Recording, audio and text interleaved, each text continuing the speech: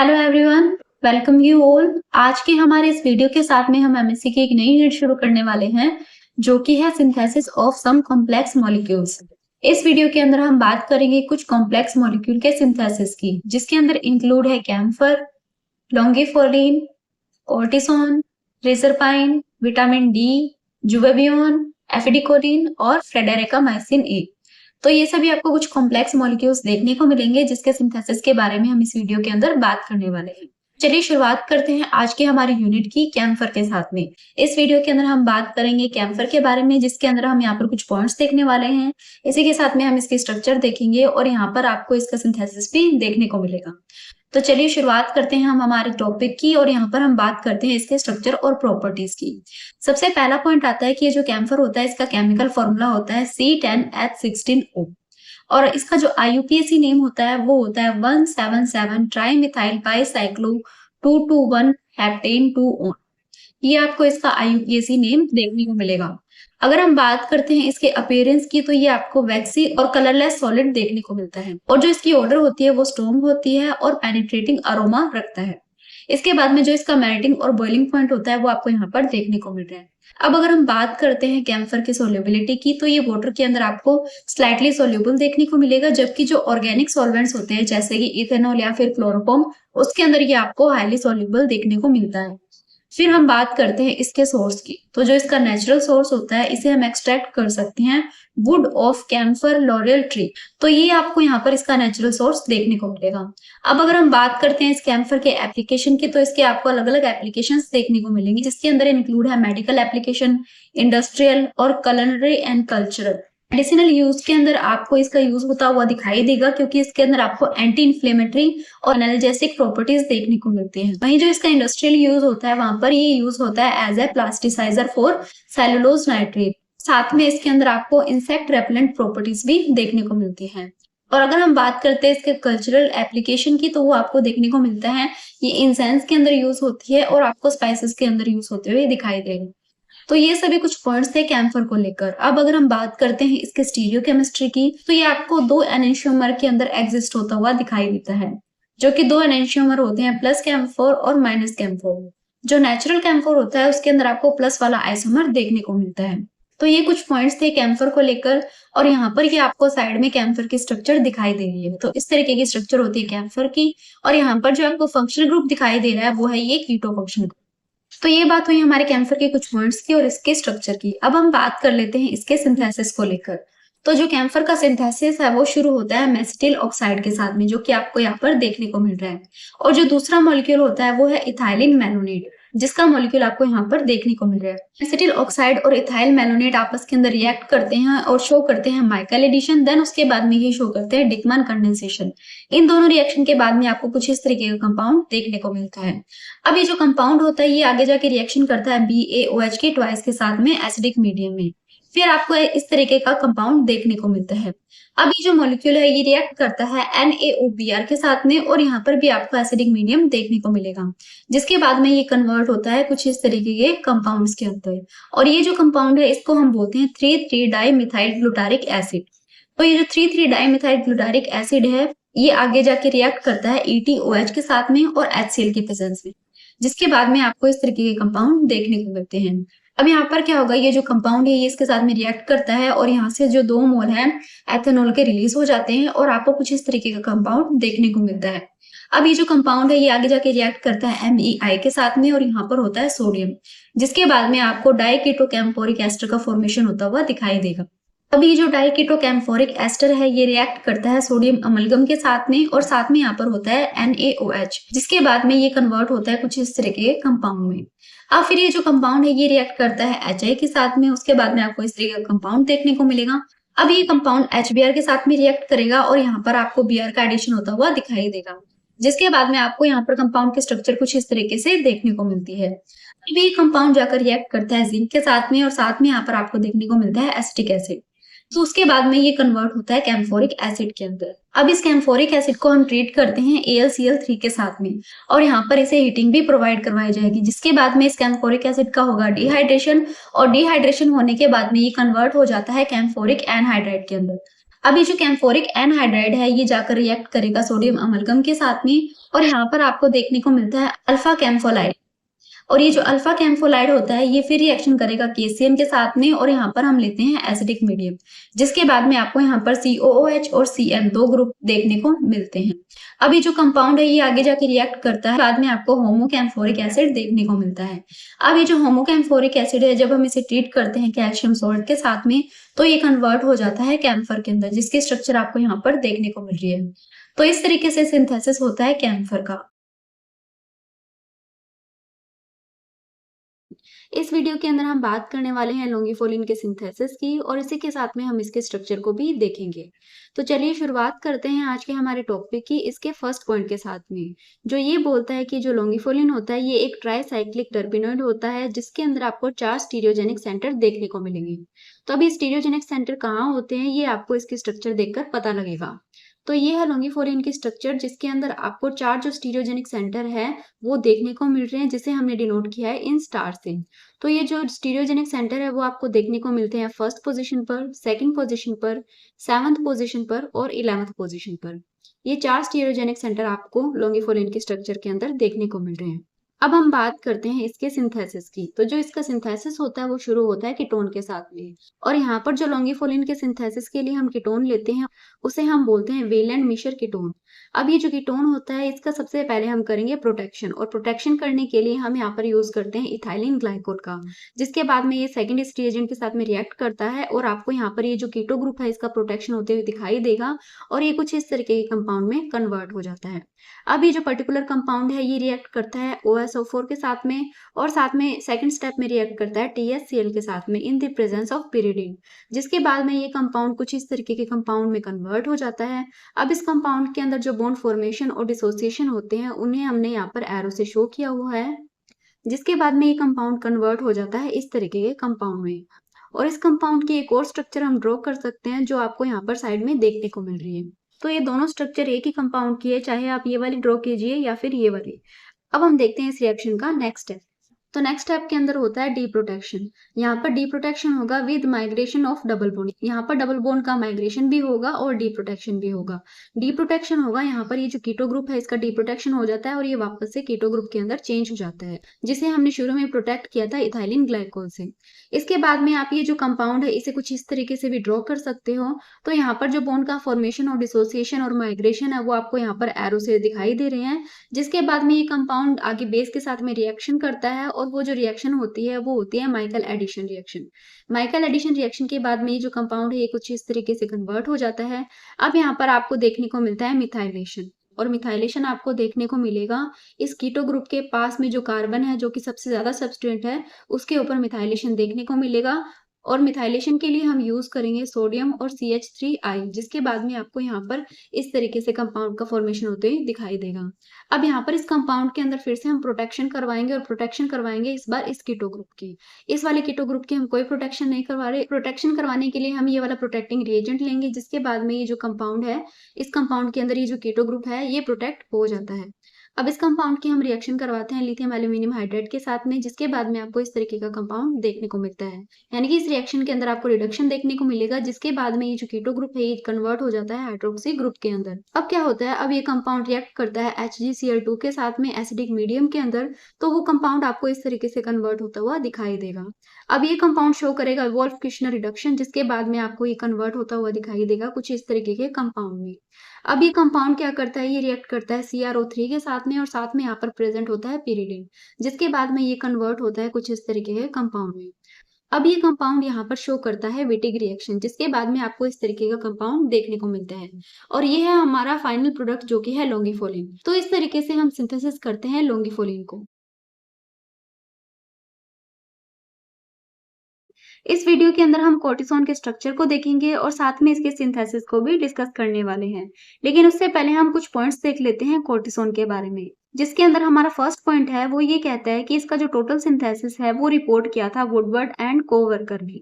इसके बाद में सेकंड पॉइंट कहता है कि ये एक एड्रेनल कोर्टिकल हार्मोन होता है और इसका यूज कर सकते हैं हम रूमेटॉइड आर्थराइटिस या फिर रूमेटिक फीवर के ट्रीटमेंट में। अब इसकी हम स्ट्रक्चर देख लेते हैं। तो यहाँ पर आपको कॉर्टिसोन की स्ट्रक्चर देखने को मिल रही है, जिसकी स्ट्रक्चर के अंदर आपको 3 6 मेंबर रिंग देखने को मिलेगी और एक 5 मेंबर रिंग यहाँ पर देखने को मिलेगी। और जो इसका मॉलिक्यूलर फॉर्मूला होता है वो होता है C21H29O5। तो ये है इस कॉर्टिसोन का मॉलिक्यूलर फॉर्मूला। अब हम बात कर लेते हैं इसके सिंथेसिस की। कॉर्टिसोन का जो सिंथेसिस है वो शुरू होता है डिल्स-एल्डर रिएक्शन से, और डिल्स-एल्डर रिएक्शन के अंदर हम यहाँ पर लेते हैं पी बेंजोक्विनोन, और ये जो पी बेंजोक्विनोन है ये यहाँ पर एक्ट करता है एज ए डाइनोफाइल। और दूसरा जो हम मॉलिक्यूल लेते हैं वो है 3-एथोक्सी पेंटा 1,3 डाइइन, यानी कि ये डाइइन है और ये डाइनोफाइल है, और ये दोनों आपस में शो करते हैं डिल्स-एल्डर रिएक्शन, जिसके बाद में आपको इस तरीके का कंपाउंड का फॉर्मेशन होते हुए दिखाई देगा। अब ये जो कंपाउंड है इसका होता है रिडक्शन निकल और हाइड्रोजन की प्रेजेंस में, जिसके बाद में आपको इस तरीके का कंपाउंड का फॉर्मेशन होता हुआ दिखाई देगा। अब इसका फिर से हम रिडक्शन करवाएंगे, जो कि होगा लिथियम एल्यूमिनियम हाइड्राइड की प्रेजेंस में, और इसके बाद में ये बनाता है डाइइनोल ईथर। अब ये जो डाइइनोल ईथर होगा ये कीटो इनोल टोटोमेरिज्म शो करेगा, जिसके बाद में आपको कुछ इस तरीके का कंपाउंड देखने को मिलेगा। फिर यहाँ पर क्या होता है, ये इस कंपाउंड के साथ में रिएक्ट करता है ट्राइटोन बेस की प्रेजेंस में, जिसके बाद में यहाँ पर आपको कुछ इस तरीके से कंपाउंड का फॉर्मेशन होता हुआ दिखाई देगा। अब यहाँ पर क्या होता है, यहाँ पर आपको देखने को मिलती है इंट्रामोलिकुलर एल्डोल कंडेंसेशन रिएक्शन। इसके अंदर क्या होता है, हम बेस लेंगे देन उसके बाद में डिहाइड्रेशन करवाएंगे, जिसके बाद में आपको इस तरीके का कंपाउंड का फॉर्मेशन होते हुए दिखाई देगा। अब यहाँ पर क्या होता है, यहाँ पर ये जो आपको कीटो ग्रुप दिखाई दे रहा है इसका करवाना होगा प्रोटेक्शन। तो प्रोटेक्शन करवाने के लिए हम इसकी रिएक्शन करवाएंगे इथाइलिन ग्लाइकोल के साथ में, जिसके बाद में इस कीटो ग्रुप का प्रोटेक्शन हो जाता है और यहाँ पर आपको देखने को मिलता है इथाइलिन कीटल। अब इसके बाद में ये कंपाउंड शो करता है ओपनर ऑक्सीडेशन। तो यहाँ पर जो less hinder 2 degree hydroxy group होता है वो ऑक्सीडाइज होता है और उसके बाद में आपको इस तरीके का कंपाउंड देखने को मिलता है। अब ये जो कंपाउंड है इसकी रिएक्शन होती है बेस के साथ में, और उसके बाद में इन रिएजेंट के साथ में ये रिएक्शन शो करता है और आपको कुछ इस तरीके का कंपाउंड का फॉर्मेशन होते हुए दिखाई देता है। अब ये जो कंपाउंड है ये रिएक्ट करता है CrO3 के साथ में, और साथ में यहाँ पर होता है पिरिडिन, और उसके बाद में आपको इस तरीके के रिएजेंट के साथ में भी रिएक्ट करता हुआ दिखाई देगा, जो कि अटैक करता है हिंडर्ड ग्रुप के ऊपर। इसके बाद में आपको कुछ ऐसे मॉलिक्यूल का फॉर्मेशन होते हुए दिखाई देगा। अब ये जो कंपाउंड है ये रिएक्ट करेगा HgSO4 के साथ में, और आपको देखने को मिलेगी कुछ इस तरीके की स्ट्रक्चर। अब यहाँ पर होगा इसका डिहाइड्रेशन, देन उसके बाद में होगा इसका हाइड्रोलाइसिस बेसिक मीडियम के अंदर, फिर आपको कुछ इस तरीके का कंपाउंड का फॉर्मेशन होता हुआ दिखाई देगा। अब ये जो कंपाउंड है ये आपको काफी सारे रिएजेंट के साथ में रिएक्ट होता हुआ दिखाई देगा, जिसके अंदर इंक्लूड है NaBH4। यहाँ पर क्या होगा, यहाँ पर होगा कीटो ग्रुप का रिडक्शन, फिर सेकंड स्टेप के अंदर ये होगा लिथियम इन लिक्विड अमोनिया, और थर्ड स्टेप के अंदर ये रिएक्शन करेगा बेस के साथ में, जिसके बाद में आपको कुछ इस तरीके के कंपाउंड का फॉर्मेशन होते हुए दिखाई देगा। अब यहाँ पर क्या होता है, ये कंपाउंड रिएक्ट करता है CrO3 के साथ में पिरिडिन की प्रेजेंस में, और यहाँ पर हम यूज करते हैं ल्यूमिक्स रिएजेंट, जिसके बाद में ये जो कंपाउंड है ये ऐसे मॉलिक्यूल के अंदर कन्वर्ट हो जाता है। फिर यहाँ पर होती है इंट्रामोलिकुलर क्लेजन एस्टर कंडेंसेशन, जिसके बाद में आपको ये कंपाउंड इस तरीके से कन्वर्ट होते हुए दिखाई देगा। अब ये रिएक्ट करेगा THCl और पिरिडिन के साथ में, और ये कन्वर्ट होगा इस तरीके से। अब ये फिर से क्या होगा, इसका रिडक्शन होगा। रिडक्शन के लिए हम यूज करेंगे PDPaCO3 और साथ में हम लेंगे H2, जिसके बाद में ये जो कंपाउंड है ये यहाँ पर इस तरीके से कन्वर्ट हो जाएगा। फिर ये रिएक्ट करेगा इस मॉलिक्यूल के साथ में और कन्वर्ट होगा इस तरीके के कंपाउंड में। फिर से क्या करता है, ये काफी सारे रिएजेंट के साथ में रिएक्ट करता है और कन्वर्ट होता है ऐसे कंपाउंड में। अब ये क्या करता है, ये फिर से रिएक्शन करेगा इन 2 रिएजेंट के साथ में। फिर जो रिएक्शन आपको देखने को मिलेगी वो इस पर्टिकुलर साइट पर देखने को मिलेगी, जिसके बाद में आपको यहाँ पर इस तरीके से चेंजेस देखने को मिल रहे हैं, और यहाँ पर अब इस कंपाउंड का होगा डिहाइड्रेशन। डिहाइड्रेशन करवाने के बाद में आपको इस तरीके की स्ट्रक्चर देखने को मिलेगी। अब ये कंपाउंड यहाँ पर करता है डाइयोल फॉर्मेशन। डाइयोल फॉर्मेशन करने के बाद में आपको इस तरीके का कंपाउंड यहाँ पर देखने को मिलेगा। अब इसका फाइनल स्टेप के अंदर होता है हाइड्रोलाइसिस एंड होता है डीप्रोटेक्शन, जिसके बाद में हमारा जो कोर्टिसोन है उसका सिंथेसिस हो जाता है। तो ये था कोर्टिसोन का सिंथेसिस। इस वीडियो के अंदर हम विटामिन डी का सिंथेसिस देखेंगे और साथ में यहाँ पर हम इससे रिलेटेड कुछ पॉइंट्स को डिस्कस करने वाले हैं। तो चलिए शुरुआत करते हैं आज के हमारे फर्स्ट पॉइंट के साथ में, जो ये बोलता है कि जो विटामिन डी है ये ऐसे कंपाउंड्स के ग्रुप के क्लोजली रिलेटेड होता है जो कि इफेक्टिवली प्रिवेंट करते हैं या फिर क्योर करते हैं रिकेट्स को। और रिकेट्स एक डिजीज होती है जिसके अंदर जो बोन्स है वो सॉफ्ट हो जाती है और इजिली डिफॉर्म हो जाती है। तो ये क्या करता है, विटामिन डी ये रिकेट को प्रिवेंट करने में या फिर उसे क्योर करने में हेल्प करता है। इसके बाद में जो हमारा सेकंड पॉइंट है वो ये बोलता है कि जो विटामिन डी है ये आपको कोल्ड लिवर ऑयल और फिश लिवर ऑयल के अंदर देखने को मिलेगा। और ये जो विटामिन डी है इसके अंदर आपको 5 तरीके की विटामिन देखने को मिलेंगे। यानी कि जो विटामिन डी होता है ये ग्रुप होता है 5 तरीके की विटामिन का, जो कि है vitamin D1, D2, D3, D4 और D5। और इन सभी विटामिन डी को हम सिंथेसाइज कर सकते हैं कुछ स्पेसिफिक स्टीरॉयड से। और ये जो स्पेसिफिक स्टीरॉयड्स होते हैं उन्हें हम बोलते हैं प्रोविटामिन्स। जब हम इन प्रोविटामिन्स को इरेडिएट करवाएंगे उसके बाद में हमें विटामिन का फॉर्मेशन होता हुआ दिखाई देगा। इसके बाद में हमारा अगला पॉइंट बोलता है कि ये जो विटामिन डी है इसकी डेफिशिएंसी से रिकेट्स जो डिजीज है वो होती है। लेकिन अगर ये एक्सेस में हो तो भी क्या करता है, ये प्रॉब्लम कॉज करता है। अगर विटामिन डी की एक्सेस हो तो क्या होता है, ये टॉक्सिक होता है और आपको टिश्यूज के अंदर कैल्सिफिकेशन देखने को मिलेगा। यानी कि जो ब्लड वेसल्स की वॉल होती है वो क्या हो जाती है, कैल्सिफाइड हो जाती है। यानी कि वहां पर आपको कैल्शियम का जमाव देखने को मिलता है और इस डिजीज को हम बोलते हैं आर्ट्रियोस्क्लेरोसिस। विटामिन डी की डेफिशिएंसी होने से रिकेट्स देखने को मिलता है। वहीं अगर ये विटामिन डी एक्सेस हो जाए तो वहां पर आपको आर्टियोस्क्लेरोसिस देखने को मिलता है। इसके बाद में हम बात करते हैं प्रोविटामिन्स की। तो जो प्रोविटामिन्स होते हैं वो स्टीरॉयड्स होते हैं और इनके अंदर आपको जो रिंग बी होगी उसके अंदर डाइन सिस्टम देखने को मिलेगा। ये सब हम देखेंगे जब हम सिंथेसिस करेंगे, तो वहां पर जब इसकी स्ट्रक्चर देखने को मिलेगी तो वहां से आपको पता चलेगा कि जो रिंग बी होती है वहां पर डाइन सिस्टम प्रेजेंट है। अब इसके बाद में हमारा नेक्स्ट पॉइंट बोलता है कि जो अर्गेस्ट्रोल होता है, जिसे हम प्रोविटामिन भी बोल सकते हैं, ये ट्रांसफॉर्म हो सकता है विटामिन D2 के अंदर। यानी कि विटामिन D2 की जो सिंथेसिस होती है वो हमें अर्गेस्ट्रोल से देखने को मिलती है। सिंथेसिस की जो रिएक्शन होती है उसकी आउटलाइन आपको यहाँ पर देखने को मिल रही है। तो शुरुआत हम करते हैं अर्गेस्ट्रोल से, जो कि एक प्रोविटामिन होता है। अब यहाँ पर क्या होता है, रिंग ओपनिंग रिएक्शन होती है। जो रिंग ओपनिंग रिएक्शन होती है ये आपको फोटोकेमिकली देखने को मिलेगी, जिसके बाद में ये कन्वर्ट हो जाती है प्री कैल्सीफेरोल के अंदर। और इस प्री कैल्सीफेरोल को हम प्रो अर्गो कैल्सीफेरोल भी बोल सकते हैं। अब ये जो प्री कैल्सीफेरोल है इसके अंदर आपको देखने को मिलेगा 1,7 सिग्मा ट्रॉपिक रीअरेंजमेंट, साथ में यहाँ पर हीटिंग भी प्रोवाइड करवाई जाती है, जिसके बाद में ये कन्वर्ट होता है विटामिन D2 के अंदर। और इस विटामिन D2 को हम एक और नाम से जानते हैं जो कि है कैल्सीफेरोल। तो ये थी जनरल आउटलाइन की किस तरीके से हम एर्गोस्ट्रोल से D2 का सिंथेसिस कर रहे हैं। अब हम इसकी सिंथेसिस भी देख लेते हैं। विटामिन D2 का सिंथेसिस शुरू होता है अर्गेस्ट्रोल से और इसकी स्ट्रक्चर आपको यहाँ पर देखने को मिल रही है। और इस स्ट्रक्चर के अंदर ये है रिंग A, B, C और D। और यहाँ पर ये जो B रिंग है इसके अंदर आपको डाइन देखने को मिलती है। तो ये है अर्गेस्ट्रोल की स्ट्रक्चर। अब हम अर्गेस्ट्रोल का करवाएंगे फोटोकेमिकली रिंग ओपनिंग रिएक्शन। और यहाँ पर जो रिंग ओपनिंग रिएक्शन होगी वो फोटोकेमिकली होगी और यहाँ पर शो होगा कॉन्ड्रोटेटरी मोशन। इस कॉन्ड्रोटेटरी मोशन की वजह से क्या होता है, यहाँ पर रिंग ओपनिंग होती है और जो रिंग ओपनिंग होगी वो आपको बी रिंग की ओपनिंग देखने को मिलेगी, जिसके बाद में जो स्ट्रक्चर है वो कुछ इस तरीके से कन्वर्ट हो जाती है। और इस कंपाउंड का हम बोलते हैं प्री अर्गो कैल्सीफेरोल, यानी कि प्री कैल्सीफेरोल भी हम इसे बोल सकते हैं। तो यहाँ पर आपको देखने को मिल रहा है ये जो बी रिंग है ये ओपन हो चुकी है। अब इस प्री अर्गो कैल्सीफेरोल के अंदर आपको देखने को मिलती है 1,7 सिग्मा ट्रोपिक रीअरेंजमेंट। तो यहाँ पर ये आपको एरो से शो हो रही है 1,7 सिग्मा ट्रोपिक रीअरेंजमेंट, जिसके बाद में जो कंपाउंड है वो कुछ इस तरीके से कन्वर्ट हो जाता है। अभी ये जो कंपाउंड है इसे हम बोलेंगे कैल्सीफेरोल। और ये जो कैल्सीफेरोल होता है ये विटामिन D2 ही होता है, लेकिन अभी भी क्या है, अभी भी ये अनस्टेबल है। इसे स्टेबल बनाने के लिए हम क्या करेंगे, ये जो आपको ट्राइन सिस्टम देखने को मिल रहा है इस ट्राइन के अंदर आपको एक सिंगल बॉन्ड देखने को मिलेगा। और जब ये सिंगल बॉन्ड रोटेट होता है तो आपको कुछ इस तरीके की स्ट्रक्चर देखने को मिलती है। अब ये जो विटामिन D2 है ये मोस्ट स्टेबल स्ट्रक्चर के अंदर है और यहाँ पर आपको एस ट्रांस कॉन्फॉर्मेशन देखने को मिलेगा। तो इस तरीके से हम करवाते हैं विटामिन D2 का सिंथेसिस। इस वीडियो के अंदर हम बात करने वाले हैं रेजरपाइन के सिंथेसिस की और इसी के साथ में हम इसकी स्ट्रक्चर भी देखेंगे और इससे रिलेटेड कुछ पॉइंट्स को भी डिस्कस करेंगे।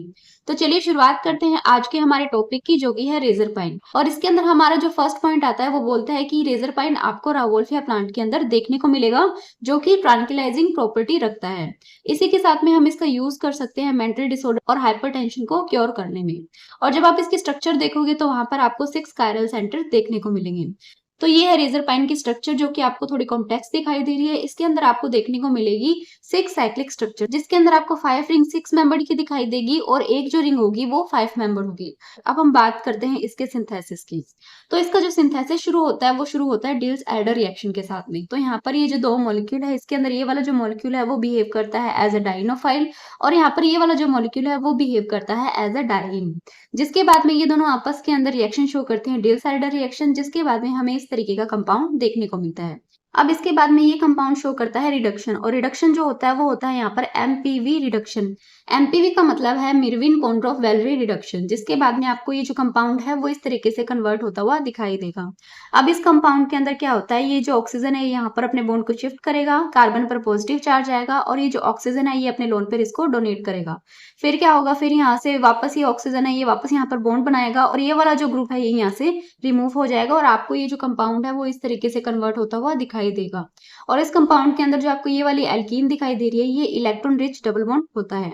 इसके बाद में ये जो कंपाउंड है ये रिएक्शन करेगा Br2 और MeOH के साथ में, और सेकंड स्टेप के अंदर ये रिएक्शन करेगा Na पॉजिटिव OMe नेगेटिव के साथ में, जिसके बाद में आपको कुछ इस तरीके का कंपाउंड देखने को मिलता है। इस कंपाउंड की रिएक्शन होती है NBS H2S और एसिडिक मीडियम के अंदर, जिसके बाद में आपको इस तरीके का कंपाउंड देखने को मिलता है। अब ये जो कंपाउंड है ये रिएक्शन करेगा CrO3 के साथ में एसिडिक मीडियम के अंदर, और दूसरे स्टेप में ये रिएक्शन करेगा जिंक ACOH और H पॉजिटिव मीडियम के साथ में, जिसके बाद में आपको ये जो कंपाउंड है ये इस तरीके से कन्वर्ट होता हुआ दिखाई देता है। अब ये कंपाउंड रिएक्शन करने वाला है डाईएजोमीथेन के साथ ACU2O और पिरिडीन, और यहाँ पर OSO4 लेंगे हम, जिसके बाद में ये जो कंपाउंड है ये आपको इस तरीके से कन्वर्ट होता हुआ दिखाई देता है। अब यहाँ पर क्या होगा, ये वाला जो बॉन्ड है ये ब्रेक होता है और ये कंपाउंड रिएक्शन करता है HiO4 और CH2N2 के साथ भी, जिसके बाद में आपको इस तरीके से रिंग ओपनिंग के साथ में ये कंपाउंड देखने को मिलता है। अब इस कंपाउंड के अंदर अगली जो रिएक्शन आती है वो होती है इमीन फॉर्मेशन, जिसके बाद में ये जो कंपाउंड है ये इसके साथ में रिएक्शन करने के बाद में आपको इस तरीके का कंपाउंड देता है। अब ये जो कंपाउंड है ये जाता है रिडक्शन के अंदर NaBH4 की प्रेजेंस में और आपको ये वाला कंपाउंड मिल जाता है। अब इस कंपाउंड से क्या होता है, एक मेथनॉल का मॉलिक्यूल रिलीज होगा और ये कन्वर्ट हो जाता है कुछ इस तरीके के कंपाउंड में। अब ये कंपाउंड फिर से क्या होता है, फिर से रिडक्शन के अंदर जाता है और रिडक्शन होता है NaBH4 POCl3, और उसके बाद में आपको यहाँ पर साइक्लाइजेशन देखने को मिलता है, और साइक्लाइजेशन के बाद में आपको ये वाला जो कंपाउंड है इस कंपाउंड की स्ट्रक्चर देखने को मिलती है। अब नेक्स्ट स्टेप के अंदर इसका होता है बेसिक हाइड्रोलाइसिस और साथ में HCl भी होता है और यहाँ पर होता है इलेक्ट्रॉन का फॉर्मेशन, जिसके बाद में आपको कंपाउंड इस तरीके से कन्वर्ट होते हुए दिखाई देगा। तो जैसे जैसे आपको ये कंपाउंड का फॉर्मेशन होता है वो दिखाई दे रहा है, वैसे वैसे आपको देखने को मिल रहा है कि जो मॉलिक्यूल है वो कॉम्प्लेक्स होता जा रहा है। इसके बाद में हम इस कंपाउंड का करवाएंगे CH3OH के साथ में ट्रीटमेंट, जिसके बाद में आपको ये वाला कंपाउंड देखने को मिलता है। अब इस कंपाउंड का होगा एस्टरिफिकेशन, साथ में ये वाला जो मॉलिक्यूल है ये रिएक्ट करेगा इस कंपाउंड के साथ में। इसके बाद में आपको फाइनली देखने को मिलेगा रेजरपाइन। इस वीडियो के अंदर हम बात करने वाले हैं ज़ोआबियोन के सिंथेसिस की, और इसी के साथ में हम इसके कुछ पॉइंट्स देखेंगे, इसकी स्ट्रक्चर को देखेंगे और साथ में हम इसके आइसोमर्स को भी डिस्कस करेंगे। तो चलिए शुरुआत करते हैं ज़ोआबियोन के फर्स्ट पॉइंट के साथ में, और ये बोलता है कि जो ज़ोआबियोन होता है ये एक टर्पीन डिराइव्ड कीटो एस्टर होता है जो कि आइसोलेट होता है फ्रॉम वेरियस प्लांट सोर्सेज से। इसके बाद में अगला पॉइंट है वो बोलता है कि ये एक टर्पिनोइड होता है जो आपको काफी सारे प्लांट्स के अंदर देखने को मिलेगा। और अगर हम बात करते हैं इसके स्ट्रक्चर की, तो इसकी स्ट्रक्चर आपको कुछ इस तरीके से देखने को मिलेगी। यहाँ पर आपको कीटो ग्रुप दिखाई देगा, ये है एक रिंग, और इस रिंग के अंदर आपको ये जो डबल बॉन्ड है ये यहाँ पर देखने को मिलेगा, और यहाँ पर इसके साथ में लगा होता है एस्टर ग्रुप। तो कुछ इस तरीके की स्ट्रक्चर होती है ज़ोआबिन की। अब अगर हम बात करते हैं इसके आइसोमर की, तो यहाँ पर आपको ज़ोआबियोन के 2 आइसोमर देखने को मिलते हैं, जिन्हें हम बोलते हैं थ्रियोज़ोआबियोन और दूसरा है इरिथ्रोज़ोआबियोन। अब इस थ्रियो वाले आइसोमर के अंदर आपको देखने को मिलेगा कि ये जो मिथाइल ग्रुप होता है और ये जो H होता है ये आपको अपोजिट साइड पर देखने को मिलेंगे। इसे आप इसके स्ट्रक्चर में भी देख सकते हो, ये है मिथाइल ग्रुप और ये है हाइड्रोजन ग्रुप, जो कि आपको अपोजिट साइड देखने को मिलेंगे। इसके बाद में हमारा जो दूसरा आइसोमर था वो था इरिथ्रोज़ोआबियोन। इसके अंदर आपको देखने को मिलेगा कि जो मिथाइल ग्रुप और हाइड्रोजन है वो आपको सेम साइड पर देखने को मिलेंगे, जो कि आप इसके स्ट्रक्चर में यहाँ पर देख पा रहे हो। यहाँ पर ये जो CH3 और हाइड्रोजन है ये दोनों आपको सेम साइड लगे हुए दिखाई देंगे। इसके बाद में ये जो दोनों आइसोमर है वो आपको नेचुरली मिलते हैं R कॉन्फ़िगरेशन के साथ में, और ये जो R कॉन्फ़िगरेशन आपको देखने को मिलेगा वो साइक्लोहेक्सीन रिंग की कार्बन 4 पर देखने को मिलेगा। इसके बाद में अगला जो पॉइंट है वो बोलता है कि जो ज़ोआबियोन होता है ये एग्जिबिट करता है जुवेनाइल हार्मोन, और ये जो जुवेनाइल हार्मोन है ये आपको इंसेक्ट के अंदर देखने को मिलेगा, जिसकी वजह से क्या होता है उन इंसेक्ट के अंदर मेटामॉर्फोसिस की जो प्रोसेस होती है वो मॉडिफाई होती है। तो ये सभी कुछ पॉइंट्स थे ज़ोआबियोन को लेकर। अब हम बात करते हैं इसके सिंथेसिस की। ज़ोआबियोन की सिंथेसिस शुरू होती है एसिटानिसोल के साथ में, जो कि आपको यहाँ पर देखने को मिल रहा है। ये एसिटानिसोल क्या करता है, रिफॉर्मेट्स की रिएक्शन शो करता है, जिसके बाद में ये कन्वर्ट होता है कुछ इस तरीके के कंपाउंड के अंदर। अब ये जो कंपाउंड है इसका हम यहाँ पर क्या करने वाले हैं, इसका करेंगे हाइड्रोजिनोलाइसिस, और ये जो हाइड्रोजिनोलाइसिस होगा वो आपको बेंजाइलिक पोजिशन पर देखने को मिलेगा इन द प्रेजेंस ऑफ निकल और हाइड्रोजन। जिसके बाद में ये जो कंपाउंड है ये इस तरीके से कन्वर्ट हो जाता है। अब ये जो कंपाउंड है इसका हम क्या करवाएंगे, बेसिक मीडियम के अंदर हाइड्रोलाइसिस करवाएंगे और साथ में सेकंड स्टेप के अंदर हम इसे ट्रीट करते हैं SOCl2 के साथ में, जिसके बाद में आपको ये जो कंपाउंड है ये इस तरीके से कन्वर्ट होता हुआ दिखाई देता है। इसके बाद में ये वाला जो कंपाउंड है ये शो करता है ग्रिग्नार्ड रिएजेंट के साथ में रिएक्शन। तो यहाँ पर हम ग्रिग्नार्ड रिएजेंट लेंगे और उसके भी हम यहाँ पर 2 मोल यूज करने वाले हैं। इसके बाद में आपको कुछ इस तरीके का कंपाउंड देखने को मिलता है।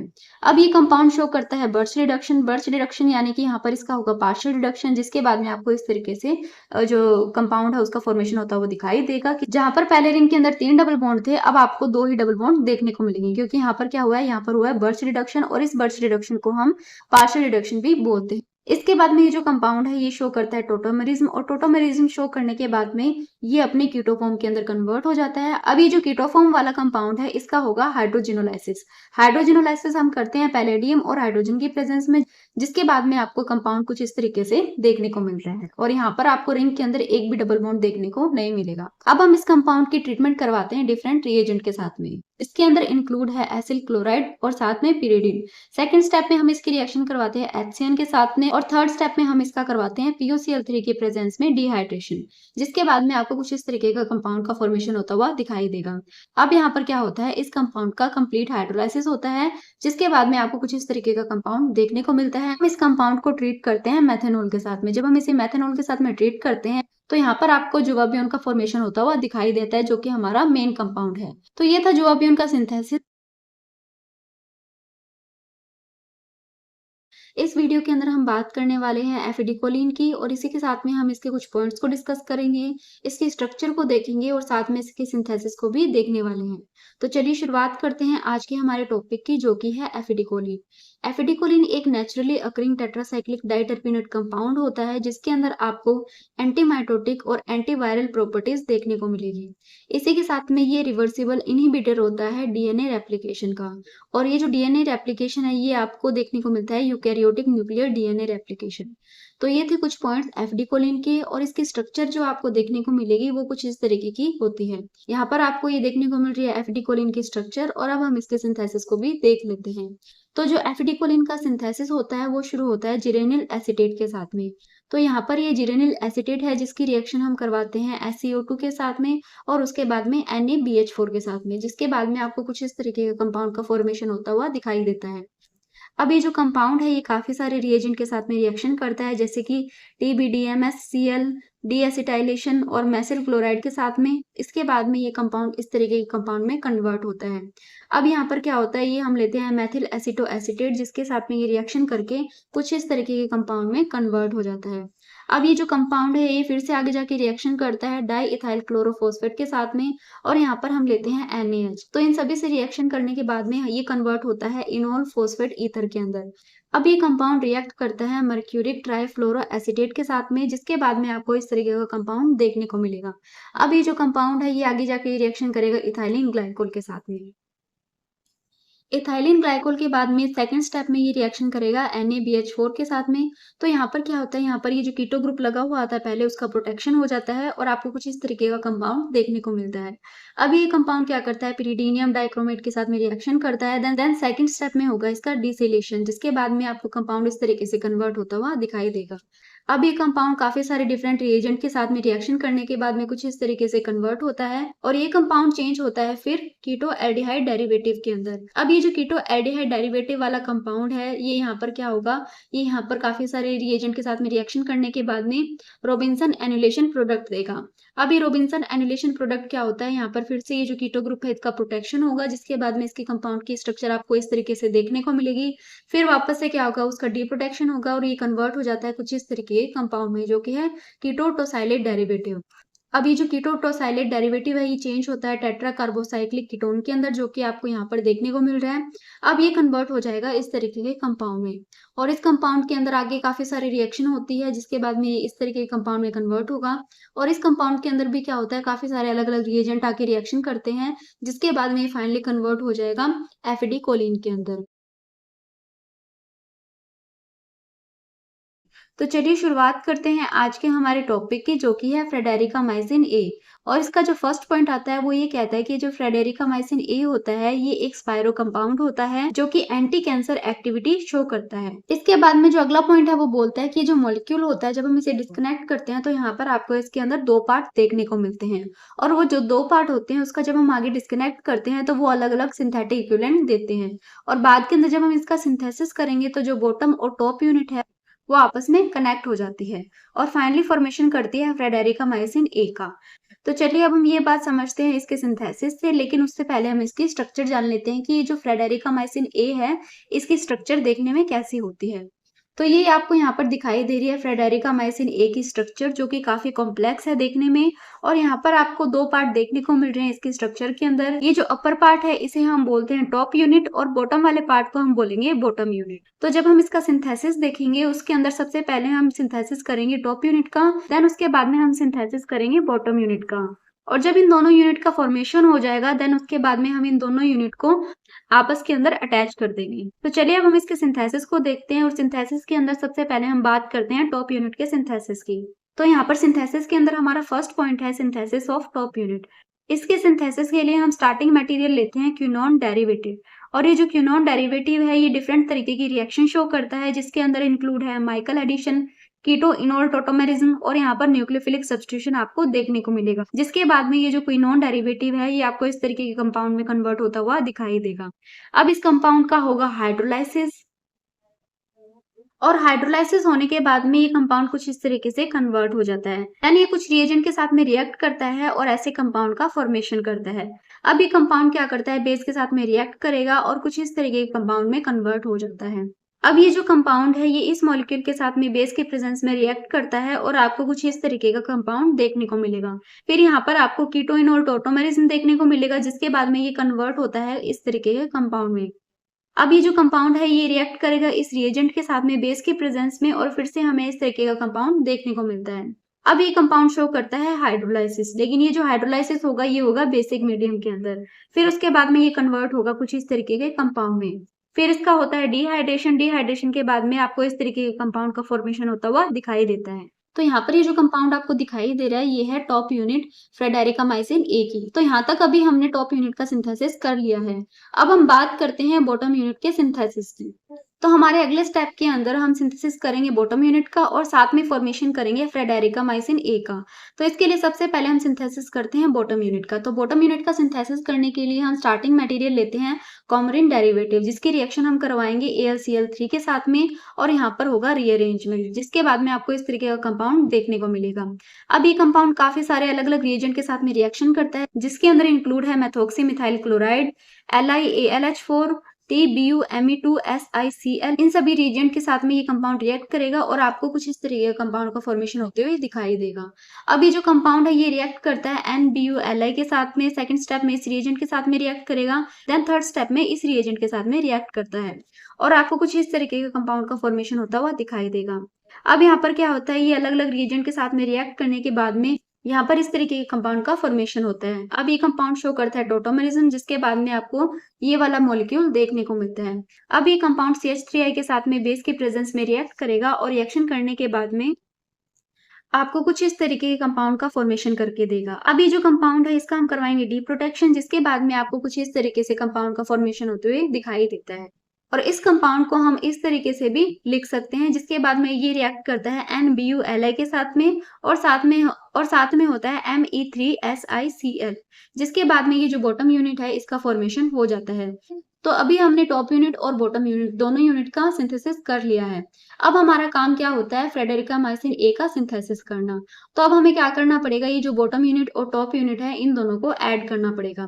तो यहाँ पर ये हमारी बॉटम यूनिट है, इसकी रिएक्शन करवाएंगे हम बेस की प्रेजेंस में टॉप यूनिट के साथ में, जिसके बाद में आपको वहां पर डिहाइड्रेशन देखने को मिलेगा और कुछ इस तरीके की स्ट्रक्चर का फॉर्मेशन हो जाएगा, जो कि देखने में काफी कॉम्प्लेक्स लग रही है। इसके बाद में ये जो कंपाउंड है ये रिएक्शन करेगा डाइबल H के साथ में, जिसके बाद में आपको इस तरीके के कंपाउंड देखने को मिलेगा। अब ये जो कंपाउंड है ये फिर अलग अलग रिएजेंट के साथ में रिएक्शन करता है और यहाँ पर शो होती है स्वर्ण ऑक्सीडेशन। जिसके बाद में कन्वर्ट हो जाता है कुछ ऐसे कंपाउंड में। इस कंपाउंड के अंदर होगा हाइड्रोजिनोलाइसिस। हाइड्रोजिनोलाइसिस के बाद में ये कंपाउंड कुछ इस तरीके से कन्वर्ट होता है। अब इसका एयर ऑक्सीडेशन करवाएंगे। एयर ऑक्सीडेशन करवाने के बाद में इस कंपाउंड की स्ट्रक्चर आपको इस तरीके से देखने को मिलती है।